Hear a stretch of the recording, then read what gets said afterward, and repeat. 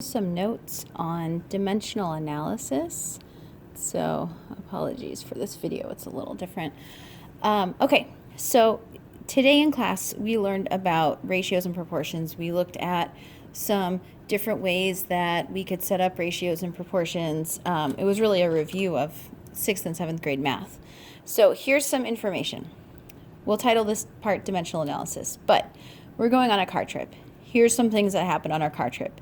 It is 90 miles in length.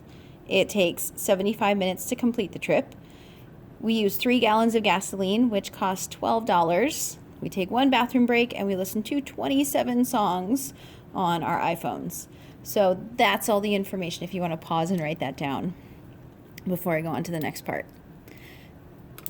Now, from this information, we can write a bunch of different ratios or relationships that are ratios just based on this information alone. So, for example, we could say that one ratio is, we go 90 miles for every 3 gallons of gas. Of course, we could simplify that if we wanted to 30 miles over 1 gallon. I'm not going to right now. We could also say we go 90 miles in 75 minutes. Of course, that's going to give us our speed. We could say that we use 3 gallons of gas in 75 minutes.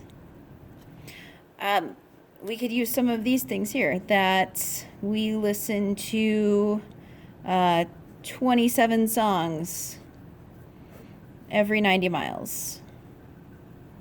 Or 27 songs every 75 minutes. Or we take 1 bathroom break. I'll put BR, break, every 75 minutes. So what's the point? Well, all of these ratios or all of these relationships are conversion factors. And conversion factors are defined as, well, what are they? They're used to change one set of units to another by multiplying or dividing. That's key. No adding or subtracting here. Using conversion factors is called dimensional analysis, hence the title of our notes. So let's try this. I'm going to give you this problem. Solve this problem without a calculator. 6 times 17 times 3 times 13 times 19 times 5, all divided by 13 times 9 times 17 times 5 times 19. Now you might be looking at this and going, oh my God, I can't do that without a calculator. But here's the cool thing. If you have a number that matches the same number in the denominator, what we can do is called cross cancellation. So for example, I have a 6 in the numerator, no 6 in the denominator, but I have a 17 in both the numerator and the denominator. And so what happens is we end up with 17 divided by 17. Those can cancel. I have a 3 in the numerator, but not in the denominator. But I have a 13 and a 13, those cancel.